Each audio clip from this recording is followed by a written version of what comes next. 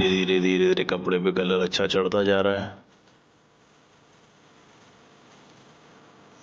तो देखिए आप, ये हमने सैंपल पीस लिया हुआ है जिससे कि हम कपड़े को मैच करेंगे।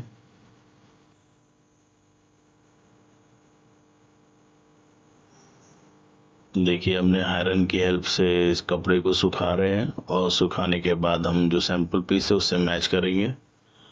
जब तक मैच करेंगे जब तक कि हमारा ये सैंपल पीस से मैच ना हो जाए।